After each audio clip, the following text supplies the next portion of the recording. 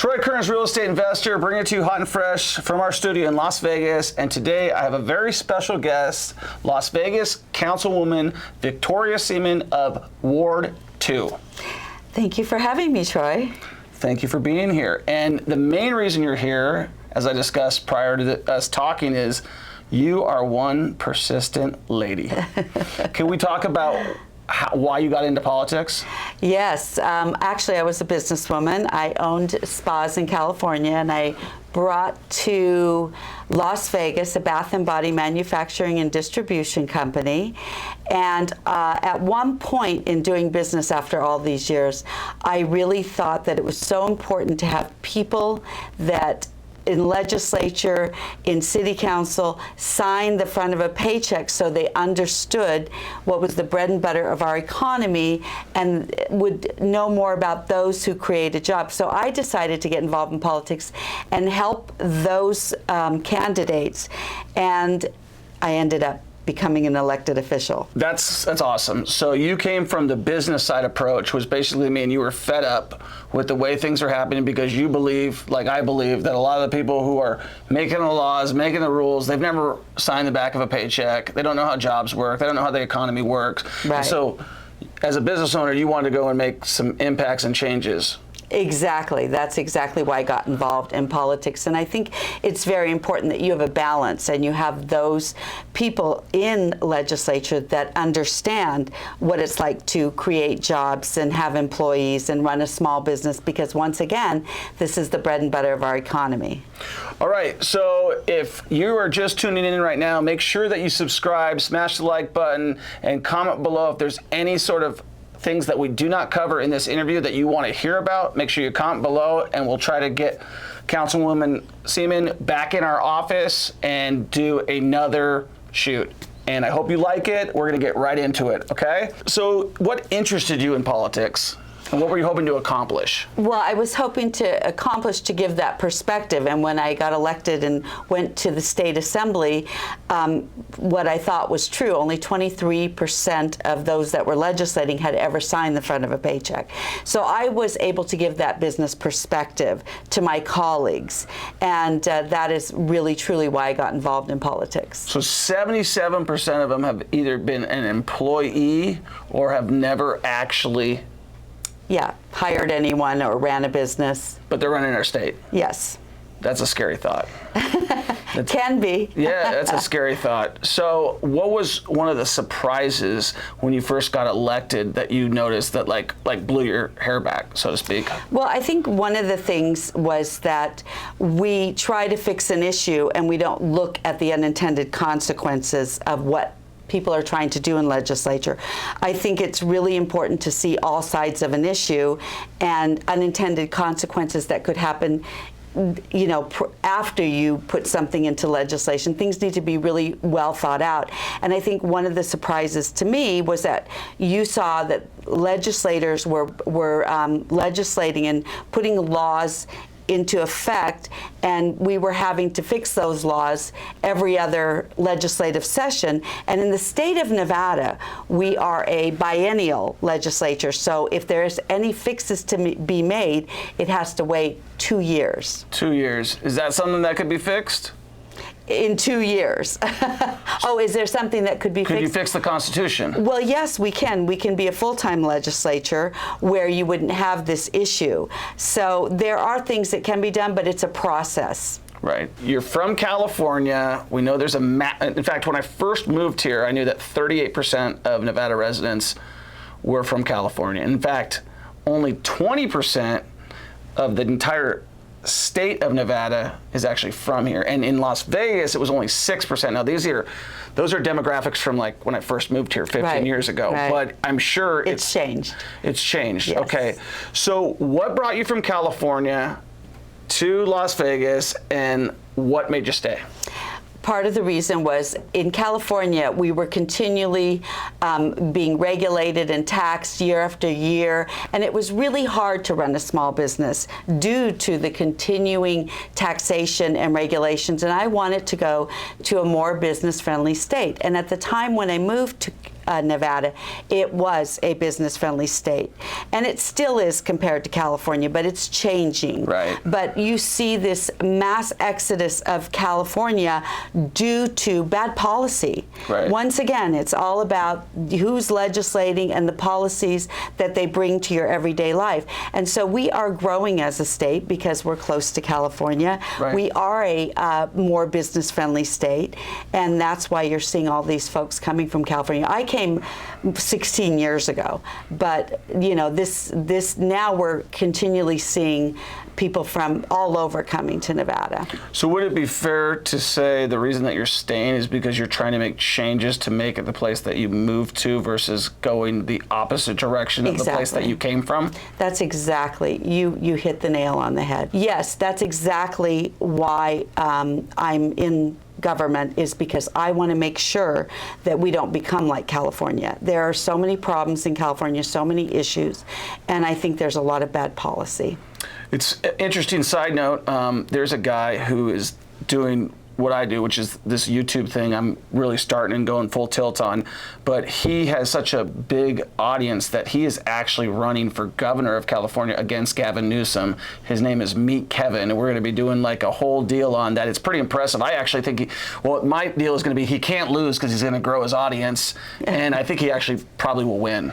Well, and that's what you see. This whole recall that happened is because of bad policy, and people want to change their state or they have to leave. So there are some people still fighting for better policies in California, and I hope that they... Did you want to leave? Oh, yeah. I wanted to. Oh, did I want to leave? No, it's a beautiful place. Right, because California's pretty. Absolutely. You have everything in California as far as weather. You have the beaches. I was born and raised in California, so I absolutely didn't want to have to leave, but I'm glad that I did. What are your thoughts on the Las Vegas housing market? It's booming because we have so many people coming in from other states, and it will continue to do that as long as we have people coming in. The reason I'm asking you that is you are actually a licensed real estate agent as well. I am. I'm also a licensed business broker. So, yeah, you know a thing or two. I do know a thing or two. And I think that, again, our real estate market is going to continue. It's supply and demand, as we know, and the demand is plenty. The supply isn't as much, right? I mean, but we are building here in Las Vegas, which is important because a lot of people want to move here. I'm always aware of ordinances that come through that actually affect our housing market, like a recent bill on apartments and condos, that to me it's really important to bring everybody together, like we spoke about earlier on legislation or ordinances, right, to make sure that we've answered all the questions that we need to ask before we put anything in an ordinance. That's great. There's one of the questions that I really wanted to ask you. There's something that you just opposed, and I thought it was I don't know enough about it to talk about it intelligently, but I know you do.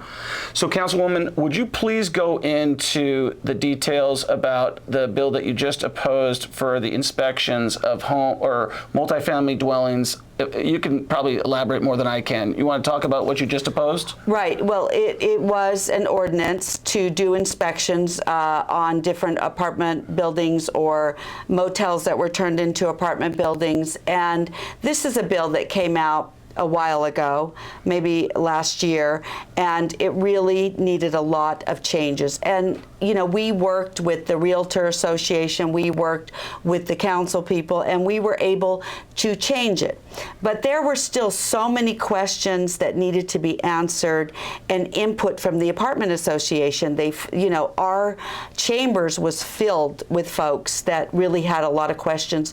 And the reason I voted against it, even though we had changed it to a point where I thought it was a decent ordinance, it's important to me that everybody has their input.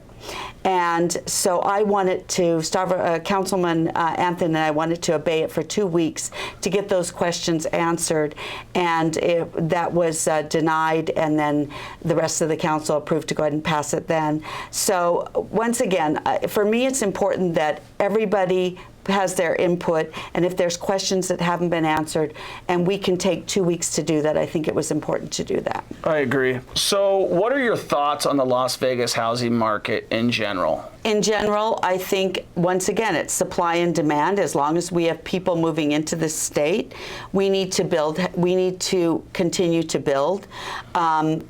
I also think that we've worked a lot on affordable housing. We work with, you know, we've done a good job with making sure that we stay affordable in certain areas that need to be affordable. I mean, it's really not up to us. I think the builders have done a good job. Right. I mean, they know when they're building if the prices are affordable to that area. And I think you always need to leave it to that. Sometimes government needs to step behind and let the market decide. Right, I agree with that 100%. So what do you think is going to happen in the future? Do you feel like we're in a bubble? Yeah, I think that right now it's supply and demand. It's a little bit different than what we saw with the housing meltdown and the crisis that happened years ago, where you were giving out loans to people who couldn't afford them. This is a whole different market. I think we've learned from that, and I think now it's really supply and demand. But I also think that the market is going to do what it's done for years, for decades. It's going to go up, it's going to go down, it's going to go up, and it's going to go down. So for those of you who haven't been alive for those crashes, we saw them in the 1990s with the dot-coms. We saw them early in the saving loans crisis in the 80s. We saw the 2000s, another dot-com crash, and then most recently 2008, 9, 10, 11, and 12, a total catastrophe. I would argue depression, not a recession. Yeah, it was a catastrophe, and we basically know a lot of the reasons why that happened, and that was really bad loans and just giving loans to basically anyone. And so you could really predict that crash coming. But right now I think it's more of a supply and demand, and it'll do its natural up and down the way it does. What do you think? I think it's going to go down 30%. I don't know what's going to break. It's like, you know, here's where I'm going to go a little bit. Like, I follow like lumber prices. We're building a house out in Kansas City. Originally, like, you know, 18 months ago, we could have built that lumber house for $50,000. Now the price of lumber is $180,000. If you look at the lumber index, it's gone up 6 to 8 times the cost of lumber, and that's not like this guy. The guys at the mills aren't making any more money. That's some big guy who controls all the lumber that's coming in, who's saying, "Hey, I'm going to take advantage of how the market's doing as a whole, and I'm increasing. I'm going to go up until it breaks."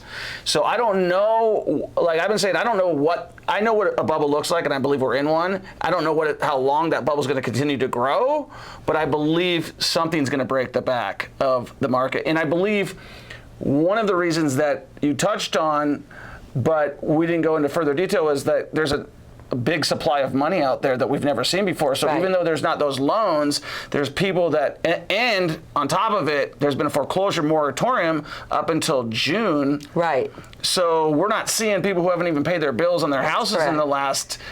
But like you said, there's a lot of stimulus money out there that people have received to pay their mortgage, to pay their rents. Now, whether they're doing it or not is another question.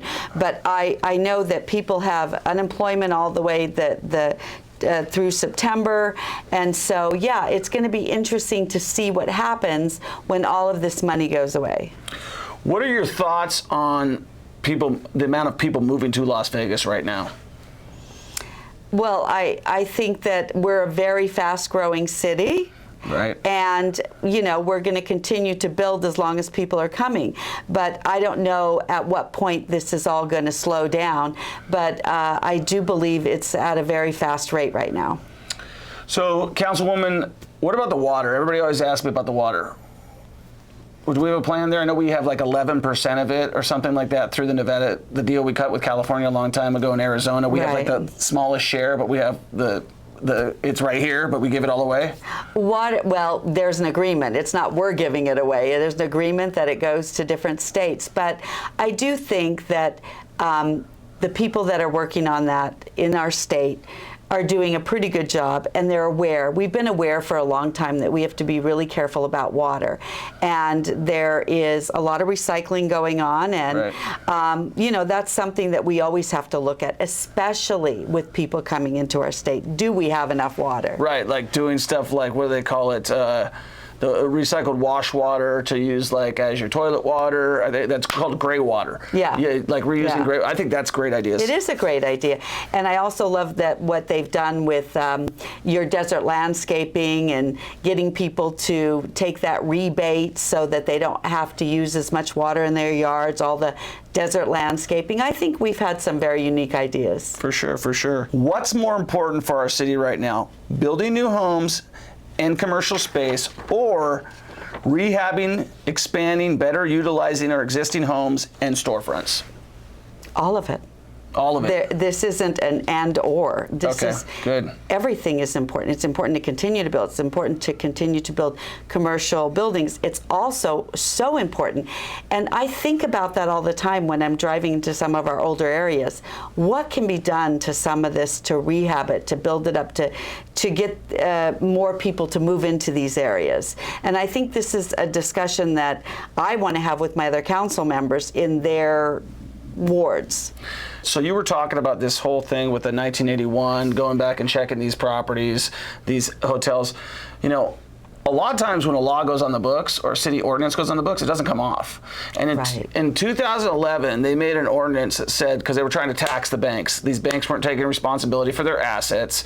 And so the code enforcement of City of Las Vegas is now charging people up to like $500 a day, and a lot of these people have passed away, and they have the hair, or they own the home, but the heir owns the home, and by the time we get to it, there's like, you know, maybe like $5,000 of hard costs that the city actually had to go and board up the property, but there might be $150,000 in just whack-a-mole money, like boom, boom, boom, $500 a day.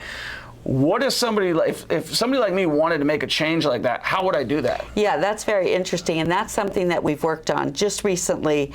Councilman Knutson and I just worked on an ordinance that has to do with that.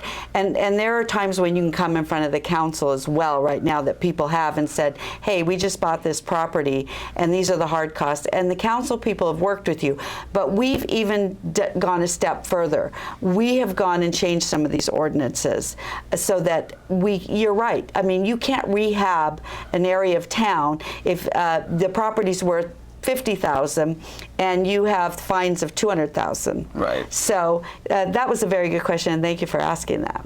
Thank you. What steps are being taken to improve the city? I think there's a lot of steps. I think, first of all, I think we have a very balanced council right now, which we haven't had in a long time. So you have people with a lot of pro-business experience on that council, and you have people who really care about the community.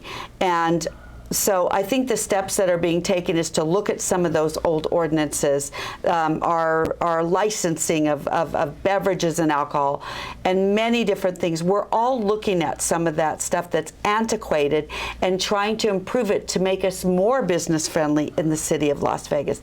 And that is my goal. That's what I'll continue to work with my colleagues to do, because we want the city of Las Vegas to be the place that you say, I want to do business there. It's easy to do business there. Right. I don't want people to tell me their heartaches of how difficult it has been to do business in my city. I don't want to hear that. Right. And if I do hear it, I want to know why. And we need to work on every single one of those ordinances.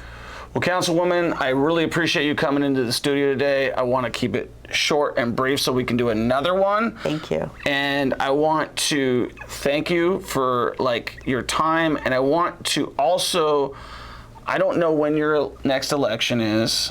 I've already contributed because I believe in you. I believe that you're a fighter. I believe that if you don't know that she's a fighter, you ain't seen nothing yet. She's a fighter, okay? And sometimes what they say, don't judge a book, but you're nice and calm right now, but you fought to win the election. Yes. Do you want to talk a little bit about that? Yeah, well, I love campaigning, because I get to go out and meet people. Right. And no, I don't take no for an answer, because I believe that we can solve anything or everything.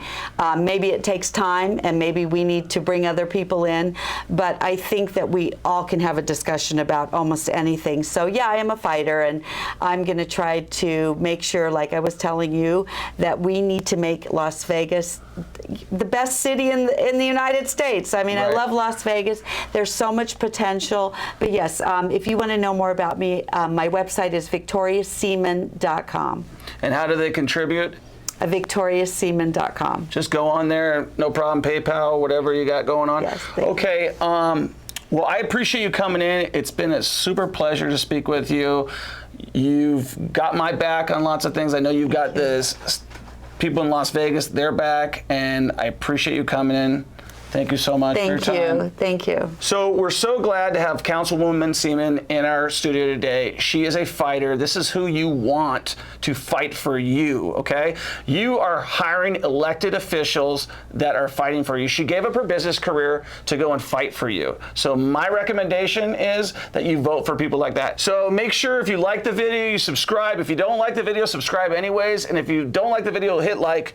And if you do like the video, make sure that you comment, and we're going to give those questions to Councilwoman Seaman, and she's going to come back in the studio and answer those questions for us. Can't wait. Okay, awesome. Thank you so much again. Thank you.